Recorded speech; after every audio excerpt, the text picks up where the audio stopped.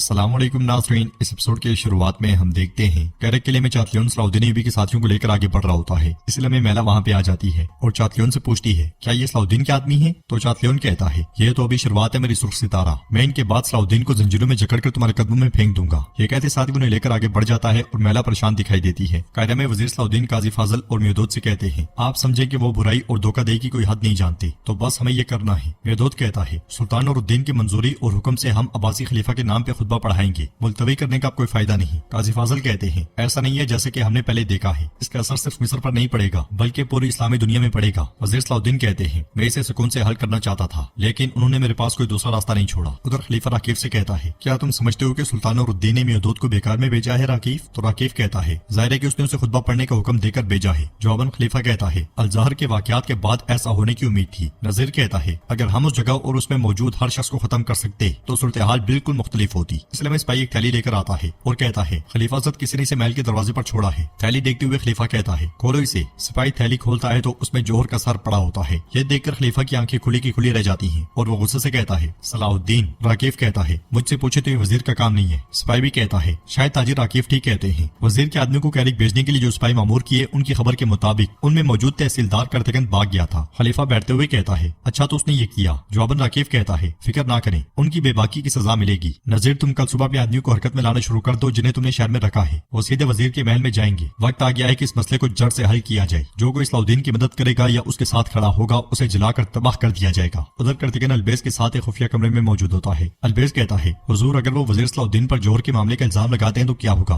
तो करतगन कहता है मैं क्या करूँ अलबेज, हम कुछ भी कहें या करें वो सलाउद्दीन पर इल्जाम लगाते हैं। क्या सब सलाउद्दीन पर इल्जाम लगाने के लिए तैयार हैं? अगर ताउन मुर्गियों को भी लगे तो सलाउद्दीन पर इल्जाम लगाएंगे। मैं क्या करूँ, वो इसका मुस्तहिक था। वो सोचें कि उसके पीछे भी इस सलाउद्दीन का हाथ है। मैं क्या करूँ, ना कुछ कम ना कुछ ज्यादा, मर गया कमीना। अलबेज पूछता है हम कब तक यहाँ रहेंगे। तो करतगन कहता है मुझे चोर कहने वाले उस राकीफ नामी ताजिर का हिसाब बंद कर लेने तक। उधर मेहदूद वजीर सलाउद्दीन से कहता है यारों की अच्छी तरह निशान ढूंढता है, वो यकीनी तौर पर सिपाहियों को सुराग तलाश कर लेगा। तो वजीर सलाउद्दीन कहते हैं अल्लाह करे कि ऐसा ही हो। अगर मेरे सरदारों के सरों का एक बाल भी बाका हुआ तो ना तख्त देखूंगा और ना ही खलीफा की परवाह करूंगा, मैं इन सब को तबाह कर दूंगा। काजी फाजल कहते हैं वो खुतबा जो अब्बासी खलीफा के नाम पर पढ़ा जाएगा ये उन सब का जवाब होगा। मेहदूद पूछता है खुतबा कौन पढ़ेगा सलाउद्दीन। तो वजीर सलाउद्दीन कहते हैं आज हमारे अलजहर में जिनकी गर्दन पर छुरा रखा गया था वो उस्ताद पढ़ेंगे। उन्होंने ये एजाज अपनी जान से अपने मनसब की हिफाजत करके हासिल किया। उधर हम देखते हैं कि रात के वक्त कैरिक किले में मैला खुद को संभाल रही होती है। इसलिए में चातलियन वहाँ दाखिल होता है जिसे देखकर मैला गुस्से से कहती है दरवाजा खटखटाए बगैर दाखिल होने की हिम्मत कहाँ से लाते हो। तो चातलियन कहता है खुदा के नजदीक मैं आपका शोर हूँ। मैला देखो आईने में देखो, तुम बहुत खूबसूरत हो। तुम्हारा हुस्न ये एक शख्स को इंतहाई लापरवाह काम करने पर मजबूर कर सकता है जिसकी कोई हद नहीं है। मैला उसे पीछे धकेलते हुए कहती है पीछे हट जाओ, मैं आराम करने लगी हूँ। तो चातलियन कहता है मैं भी आराम करने आया हूँ, मेरा दिन बहुत थका देने वाला गुजरा है, मुझे फौरन सोना है। ये कहते साथ वो बिस्तर की जानिब जाता है तो मैला उसे खींचते हुए कहती है मैंने तुमसे कहा कि बाहर निकलो। ये सुनते साथ ही चातलियन उसे बेड पे पटक देता है और कहता है आपको अब सूरत हाल का एहसास होना चाहिए मैला, क्योंकि अब तुम्हारा शोहर तुम्हारे सामने खड़ा है। चातलियन जैसे ही पास होता है मैला उसकी गर्दन पर खंजर तान लेती है और कहती है तुम एक कदम मजीद आगे बढ़े तो मेरा बिस्तर तुम्हारे गंदे खून से रंगीन हो जाएगा। चातलियन कहता है ठीक